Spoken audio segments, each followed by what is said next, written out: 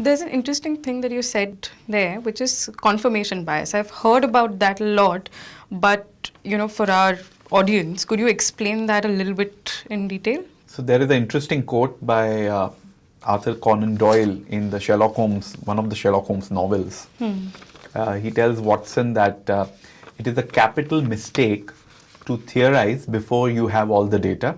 Right. Otherwise, you twist the facts to fit into your theory rather than the other way around.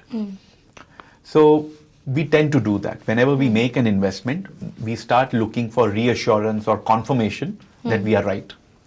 And hence we start collecting those data points which actually confirm our view and which add to our beliefs. We tend to meet people who agree with us. So many a times you meet analysts who have the same stock as a buy recommendation or security as a buy recommendation. We love to meet the management of these companies because their managements and promoters tend to be positive about the business. They need to be. So we take every bit of positive information. We select, we cherry pick the positive information and use that information. Now, this leads to certain risks. Typically, confirmation bias leads to overconfidence, which can lead to either high leverage in your position or very high concentration of a particular security in your portfolio. So that comes as a risk. Right.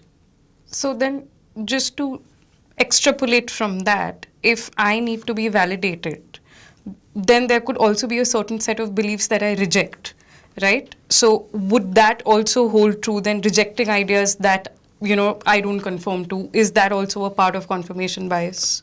That's an interesting point. So that's the other side of the same coin, what we call as cognitive dissonance, that when we come across two thoughts which are conflicting, or a new data point that has come up, which is conflicting with our beliefs or pre-held beliefs, we try to rationalize it. It is like a psychological scotoma where we turn a blind eye towards anything negative about or risks that come up against our initial investment.